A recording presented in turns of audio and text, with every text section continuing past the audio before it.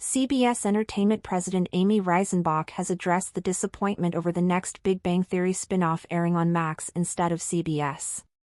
Despite CBS airing previous franchise entries like Young Sheldon and Georgie and Mandy's First Marriage, this new project was developed solely by Warner Bros. And Max, without CBS involvement. Reisenbach admitted her disappointment but expressed excitement as a fan of the franchise. The move to Max makes strategic sense, as Warner Bros. Discovery owns both Max and Warner Bros. TV, making it a natural fit to boost the streaming service. The Big Bang Theory remains a streaming powerhouse, ranking as the most binged show of 2024 with 29.1 billion minutes watched on Max. Young Sheldon also saw massive success on Netflix, reinforcing the franchise's strong demand. While CBS has seen ratings success with Georgie and Mandy's First Marriage, Max is banking on the established Big Bang Theory fanbase to drive subscriptions. There's potential for CBS to syndicate the spin-off later, but for now, Warner Bros. Is prioritizing Max's streaming reach. Of course I'm disappointed. Why Big Bang Theory spin-off is airing on Max instead of CBS, addressed by network president. The president of CBS Entertainment has a candid response to losing the next Big Bang Theory spin-off to the Max streaming service.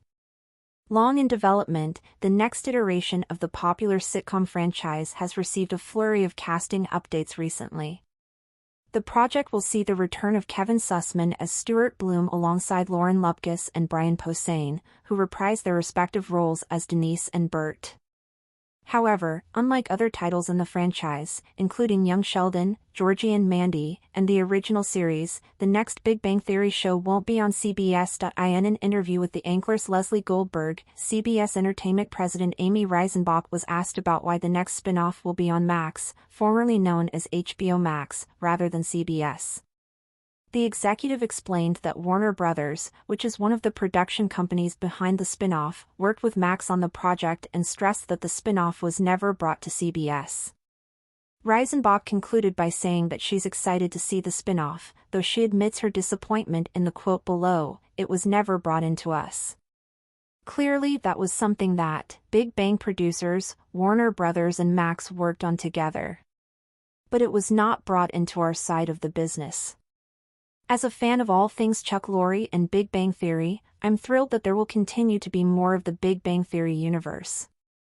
As a network president, of course I'm disappointed, but such is life. Why the Big Bang Theory is going to Max instead of CBS. Max and Warner Bros. TV are under the same corporate umbrella, Warner Bros. Discovery. It's likely, as the CBS Entertainment president alludes to, that the two sibling institutions came to a deal that is being looked at as a way of boosting Max. Just as it did well during its original run and in reruns, The Big Bang Theory is hugely popular on streaming. The original routinely appears on the top 10 list of library titles.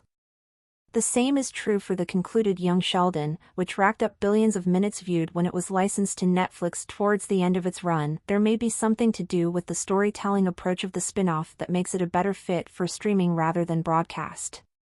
However, that possibility remains speculative without knowing too much about what the spin-off will look like.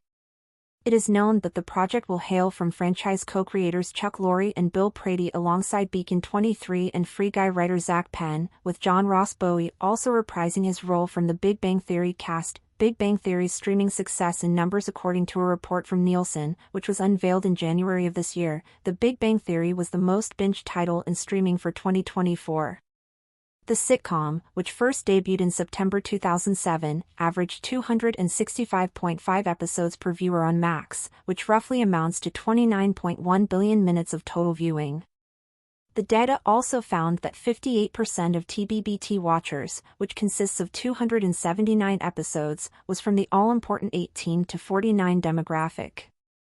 The success of the original has carried over to its spin-offs. Young Sheldon, the single-cam comedy about the childhood of Sheldon Cooper, generated close to 90 million views when it was added to Netflix. The numbers were shared by the streaming service itself, covering a period of viewership from July to December 2023. This tracks with the prequel's linear viewership, where it was routinely one of the top-rated shows both on CBS and all of broadcast television.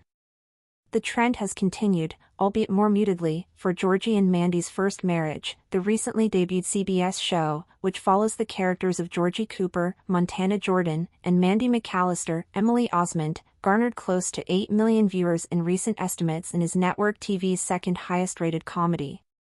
Although its numbers represent a decline when compared to Young Sheldon, it is successful enough to point to the fact that there is an appetite for more stories in the Big Bang Theory universe.